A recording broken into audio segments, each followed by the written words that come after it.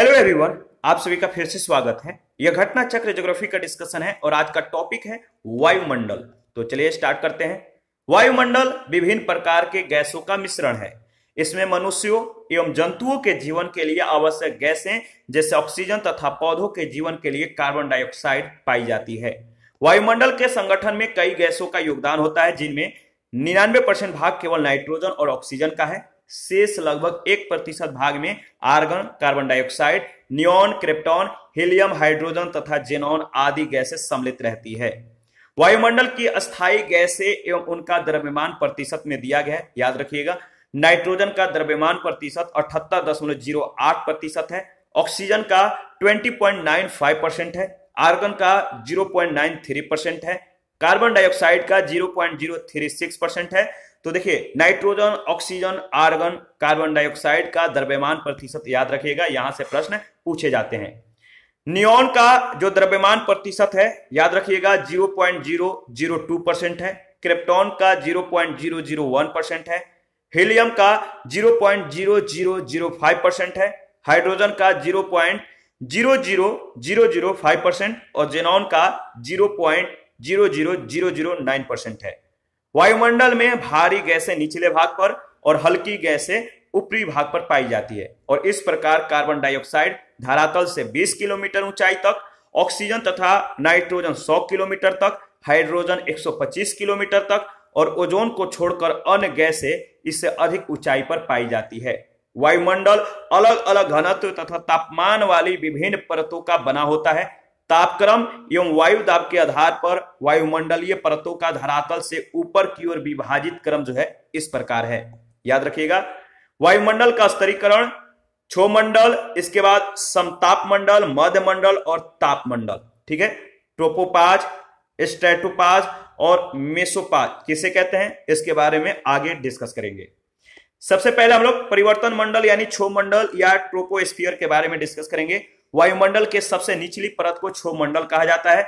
मौसम की प्राय सभी घटनाएं जिनमें बादल, ओला, कुहरा, तुषार, मेघ गर्जन, आंधी, तूफान, विद्युत प्रकाश आदि सम्मिलित है, क्षोमंडल में घटित होती है। क्षोमंडल की सर्वाधिक महत्वपूर्ण विशेषता यह है कि इसमें बढ़ती ऊंचाई के साथ प्रति 1000 मीटर यानी 1 किलोमीटर पर 6.5 डिग्री सेंटीग्रेड की दर से तापमान में कमी होती जाती है। यानी 1 किलोमीटर पर कितना तापमान में कमी आएगा, 6.5 डिग्री सेंटीग्रेड। याद रखिएगा, और तापमान की गिरावट की इस दर को तापमान का सामान्य पतन दर कहते हैं।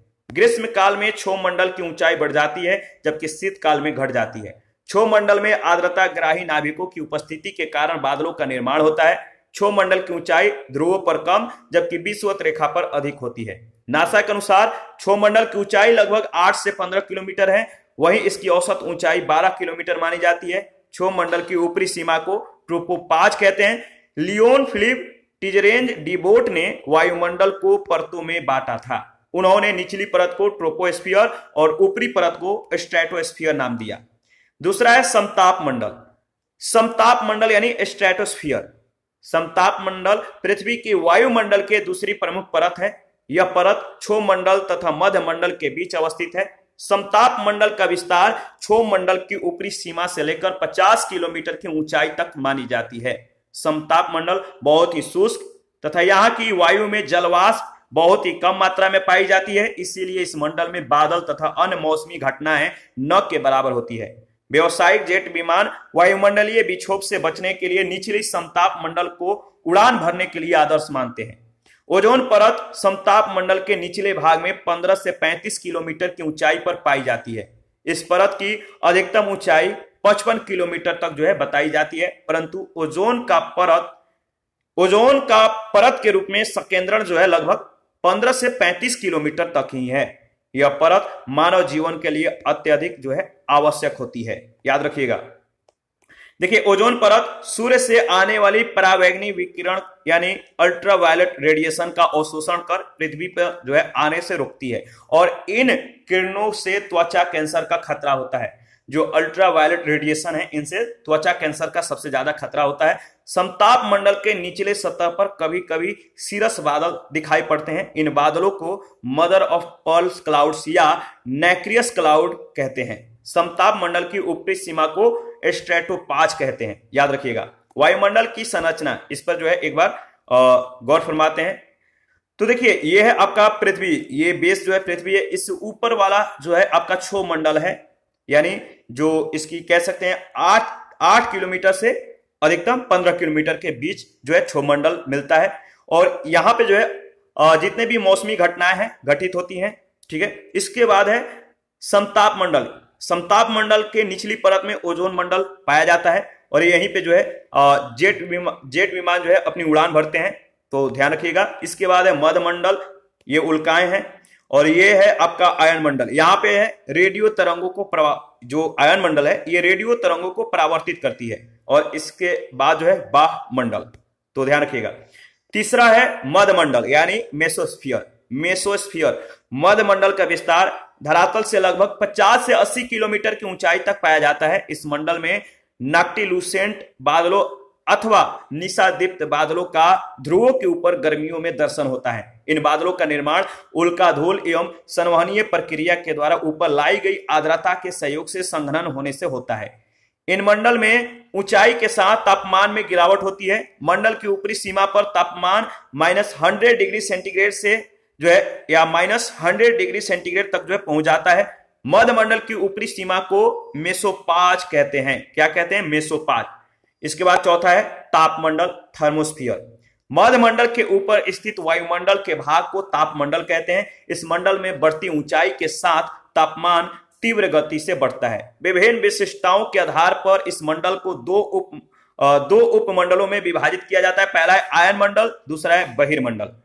आयन मंडल यानी आयनोस्फीयर। आयन मंडल में विद्युत आवेशित कण होते हैं जिन्हें आयन कहते हैं। ये कण रेडियो तरंगों को भूपृष्ठ पर परावर्तित करते हैं और इस प्रकार बेतार संचार को संभव बनाते हैं। इस मंडल का विस्तार लगभग 80 से 640 किलोमीटर के बीच पाया जाता है। इस मंडल की ऊंचाई के साथ कई परतों का निर्धारण किया जाता है, जैसे डी परत न्यून आवृत्ति वाली रेडियो तरंगों का परावर्तन करती है। ई परत को केनेली हेवीसाइड परत भी कहा जाता है। यह उच्च आवृत्ति वाली रेडियो तरंगों का परावर्तन कर पृथ्वी पर भेजती है। और इसी प्रकार से एफ परत तथा जी परत भी आयन मंडल की परतें हैं।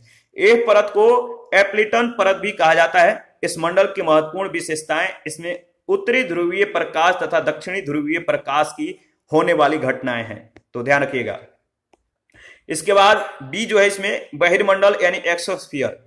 देखिए बहिर्मंडल जो है आयन मंडल के ऊपर वायुमंडल की सबसे ऊपरी परत है। यानी बहिर्मंडल जो है आयन मंडल के ऊपर वायुमंडल की सबसे ऊपरी परत है, जिसे बाह मंडल कहते हैं। इस मंडल की कोई सीमा नहीं है। संचार उपग्रह भू-स्थैतिक कक्षा में विषुवत रेखा से जो है लगभग 36,000 किलोमीटर की ऊंचाई पर स्थापित किए जाते हैं। वायुमंडलीय स्तरों में 640 किलोमीटर के ऊपर बहिर्मंडल का विस्तार पाया जाता है। अतः वायुमंडल की सबसे ऊपरी परत बहिर्मंडल में ही संचार उपग्रह उपस्थित रहते हैं। ध्यान रखिएगा। इस पर आधारित पहला प्रश्न, वायुमंडल कई प्रकार की गैसों के मिश्रण से बना है। पृथ्वी के नजदीक वायुमंडल में मुख्यतः पाई जाती है।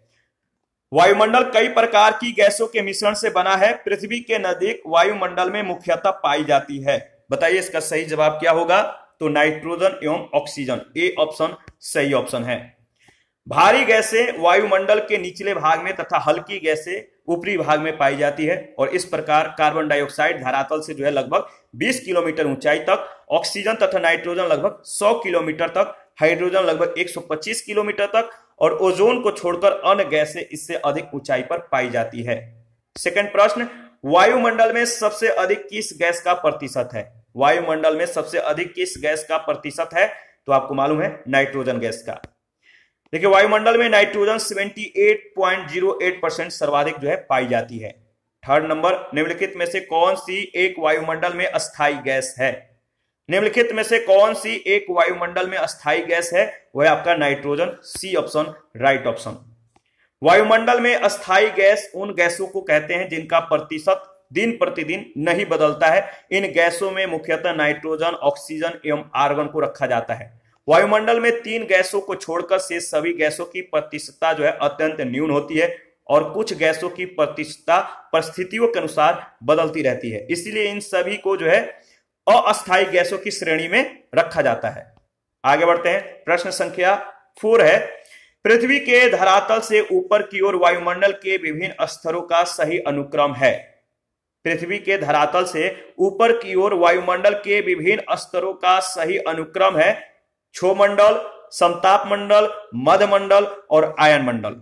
तो याद रखिएगा, देखिए तापक्रम एवं वायु दाब के आधार पर वायुमंडलीय परतों को धरातल से ऊपर की ओर विभाजित स्तरों का जो क्रम है, परिवर्तन मंडल यानी क्षोमंडल धरातल से लगभग 15 किलोमीटर तक, समताप मंडल लगभग 15 से 50 किलोमीटर तक, मध्यमंडल लगभग 50 से 80 किलोमीटर तक और आयन मंडल लगभग 80 से 640 किलोमीटर और बहिर्मंडल लगभग 640 किलोमीटर से ऊपर तक इसका जो है विस्तार है। 5 नंबर है, वायुमंडल की लंबवत संरचना में सबसे निचली सतह कौन सी होती है? वायुमंडल की लंबवत संरचना में सबसे निचली सतह कौन सी होती है? तो आपको मालूम है ट्रोपोस्फियर, सी ऑप्शन। वायुमंडल की लंबवत संरचना में सबसे निचली सतह क्षोमंडल या ट्रोपोस्फियर है। इसकी औसत ऊंचाई लगभग 12 किलोमीटर है। सभी मौसमी परिघटनाएं जैसे वर्षा, कोहरा, ओलावृष्टि आदि इसी सतह में जो है होती हैं। तो जितने भी मौसमी घटनाएं हैं किस मंडल में होता है? तो याद रखिएगा किसमें? क्षोमंडल में। प्रश्न संख्या 6 है, वायुमंडल की 4 परतें हैं। वायुमंडल की 4 परतें हैं, ऊंचाई के अनुसार उनका सही अवरोही क्रम क्या है? वायुमंडल की 4 परतें हैं, ऊंचाई के अनुसार उनकी सही अवरोही क्रम क्या है? आपको बताना है सही जवाब क्या होगा। तो देखिए जो अवरोही क्रम में जो ऑप्शन दिया गया है वो है आपका ए ऑप्शन। ठीक है, ए ऑप्शन राइट ऑप्शन है, यानी आयन मंडल, इसके बाद मध्यमंडल, समताप मंडल और क्षोमंडल। तो ए ऑप्शन सही ऑप्शन है। 7 नंबर है, अधिकांश मौसम गतिविधियां जिस वायुमंडलीय परत में होती हैं वह है। अधिकांश मौसम गतिविधियां जिस वायुमंडलीय परत में होती है, किस परत में होती है?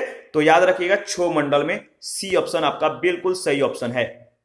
मौसम की सभी घटनाएं जिनमें बादल, ओला, कुहरा, तुषार, मेघ गर्जन, आंधी, तूफान, विद्युत प्रकाश आदि सम्मिलित हैं, क्षोमंडल में ही घटित होती है। 8 नंबर, समताप मंडल को जेट विमानों की उड़ान के लिए आदर्श माना जाता है क्योंकि?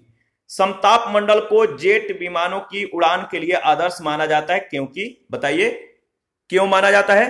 क्योंकि इस परत में बादल तथा अन्य मौसमी घटनाएं नहीं होती हैं। डी ऑप्शन आपका बिल्कुल सही ऑप्शन है। समताप मंडल पृथ्वी के वायुमंडल की दूसरी प्रमुख परत है। यह परत क्षोमंडल और मध्यमंडल के बीच अवस्थित है। समताप मंडल बहुत ही शुष्क है तथा यहाँ की वायु में जल वाष्प बहुत ही कम मात्रा में पाई जाती है, इसीलिए इस परत में बादल तथा अन्य मौसमी घटनाएं न के बराबर होती है। व्यवसायिक जेट विमान वायुमंडलीय विक्षोभ से बचने के लिए निचली समताप मंडल को उड़ान भरने के लिए आदर्श स्थिति मानते हैं। 9 नंबर है, ओजोन परत अवस्थित है। ओजोन परत अवस्थित है समताप मंडल में। सी ऑप्शन बिल्कुल सही ऑप्शन है। ओजोन परत समताप मंडल के निचले भाग में लगभग 15 से 35 किलोमीटर की ऊंचाई पर पाई जाती है। इस परत की अधिकतम ऊंचाई 55 किलोमीटर तक बताई जाती है, परंतु ओजोन का परत के रूप में सकेंद्रण जो है लगभग 15 से 35 किलोमीटर तक ही है। 10 नंबर है, सूरज से निकले विनाशकारी रेडिएशन से निम्न में से कौन सा जीवन सुरक्षा करता है? सूरज से यानी सन से जो अल्ट्रावायलेट रेडिएशन जो निकलते हैं, इनसे कौन जीवन सुरक्षा करता है, जीवन का जो है रक्षण करता है? वह है आपका ओजोन की परत। ओजोन परत जो है, जो अल्ट्रावायलेट रेडिएशन है, इनको जो है पृथ्वी पे आने से रोकता है। ओजोन परत सूर्य से निकलने वाली विनाशकारी रेडिएशन से पृथ्वी पर जो है जीवन की सुरक्षा करती है, पृथ्वी पर जो है जीवन की सुरक्षा करती है और यह भूतल पर परावैंगनी विकिरण को रोककर पृथ्वी को परावैंगनी विकिरणों के दुष्प्रभाव से बचाता है। यह पृथ्वी के वायुमंडल के समताप मंडल में धरातल से 15 से 35 किलोमीटर की ऊंचाई पर अधिकांशतः पाई जाती है। ओजोन ऑक्सीजन के 3 परमाणुओं से युक्त एक अणु है, इसका रंग नीला होता है। आगे बढ़ते हैं। नेक्स्ट प्रश्न संख्या 11 है, समताप मंडल में ओजोन परत का कार्य है। समताप मंडल में ओजोन परत का क्या कार्य है? तो याद रखिएगा, भूतल पर परावैंगनी विकिरण पाथ को जो है थामना, यानी अल्ट्रावायलेट रेडिएशन को पृथ्वी पे आने से रोकना। 12 नंबर है, ओजोन परत बताती है। ओजोन परत बताती है पृथ्वी की सतह से 15 से 20 किलोमीटर ऊपर वायुमंडल की परत। यानी डी ऑप्शन सही ऑप्शन है। 13 नंबर है, रेडियो तरंगों के विक्षेपण के लिए वायुमंडल के निम्नलिखित स्तरों में से कौन सा स्तर उत्तरदायी है? रेडियो तरंगों के विक्षेपण के लिए वायुमंडल के निम्नलिखित स्तरों में से कौन सा स्तर उत्तरदायी है? तो आयन मंडल यानी आयनोस्फीयर, डी ऑप्शन। देखिए, रेडियो तरंगों का विक्षेपण या परावर्तन आयन मंडल से होता है। इस मंडल में घटित होने वाली अन्य प्रमुख घटनाएं जो है इस प्रकार हैं। ब्रह्मांड किरणों यानी कॉस्मिक रेज का परिलक्षण, कॉस्मिक रेज का परिलक्षण, उत्तरी ध्रुवीय प्रकाश तथा दक्षिणी ध्रुवीय प्रकाश के दर्शन। तो याद रखिएगा। 14 नंबर है, उत्तरी ध्रुवीय प्रकाश के लिए वायुमंडल की कौन सी परत जिम्मेदार है? उत्तरी ध्रुवीय प्रकाश के लिए वायुमंडल की कौन सी परत जिम्मेदार है? तो इसका सही जवाब क्या होगा? इसका सही जवाब होगा आयन मंडल, सी ऑप्शन। 15 नंबर है, बेतार संचार पृथ्वी की सतह को निम्नांकित द्वारा परावर्तित किया जाता है। बेतार संचार पृथ्वी की सतह को निम्नांकित द्वारा परावर्तित किया जाता है। तो निम्नांकित द्वारा किसके द्वारा जो है परावर्तित किया जाता है? तो आयन मंडल के द्वारा, सी ऑप्शन। देखिए, आयन मंडल में विद्युत आवेशित कण होते हैं जिन्हें आयन कहते हैं। ये कण रेडियो तरंगों को भूपृष्ठ पर परावर्तित करते हैं और इस प्रकार बेतार संचार को संभव बनाते हैं। प्रश्न संख्या 16 है, वायुमंडल की कौन सी परत दूरसंचार प्रणाली के लिए प्रयोग होती है? वायुमंडल की कौन सी परत दूरसंचार प्रणाली के लिए प्रयोग होती है? तो सही जवाब है आयन मंडल, D option, right option. 17 number, संचार उपग्रह वायुमंडल के किस स्तर में अवस्थित किए जाते हैं? संचार उपग्रह वायुमंडल के किस स्तर में अवस्थित किए जाते हैं? तो सही जवाब है बहिर्मंडल में, ए ऑप्शन। संचार उपग्रह भूस्थैतिक कक्षा में विषुवत रेखा से लगभग 36,000 किलोमीटर की ऊंचाई पर स्थापित किए जाते हैं। वायुमंडलीय स्तरों में लगभग 640 किलोमीटर के ऊपर बहिर्मंडल का विस्तार पाया जाता है। अतः वायुमंडल की सबसे ऊपरी परत बहिर्मंडल में ही संचार उपग्रह अवस्थित रहते हैं। प्रश्न संख्या 18, निम्नलिखित में से कौन से वायुमंडल के स्तरों एवं उनके अभिलक्षणों के सुमेलन में सही है? कौन से वायुमंडल के स्तरों एवं उनके अभिलक्षणों के सुमेलन में सही है? इसका सही जवाब क्या होगा, आप बताइए। तो देखिए, इसका सही जवाब होगा सी ऑप्शन, यानी पहला क्षोभमंडल से जो क्षोभमंडल में जो घटनाएं घटित होती हैं वो सभी जो है मौसम संबंधी घटनाएं, तो पहला सही है। इसके बाद समताप मंडल में ओजोन परत है, ये भी सही है। और आयन मंडल जो है पृथ्वी की सतह की ओर परावर्तित रेडियो तरंग है। मध्य मंडल ध्रुव ज्योति दिया गया है, जो कि सही नहीं है। तो पहला, दूसरा, तीसरा बिल्कुल सही ऑप्शन है, सी ऑप्शन, राइट ऑप्शन। क्षोभमंडल में मौसम संबंधी घटनाएं होती हैं। ओजोन परत समताप मंडल में विस्तारित होती है, जबकि आयन मंडल से ही पृथ्वी की सतह की ओर रेडियो तरंगों का परावर्तन होता है। ठीक है, क्षोभमंडल में मौसम से संबंधित सभी घटनाएं होती हैं। ओजोन परत समताप मंडल में विस्तारित होती है, जबकि आयन मंडल से ही पृथ्वी की सतह की ओर रेडियो तरंगों का परावर्तन होता है। ध्रुव ज्योति का संबंध भी आयन मंडल से ही होता है। पहला, दूसरा, तीसरा सही सुमेलित है, जबकि चौथा सुमेलित नहीं है।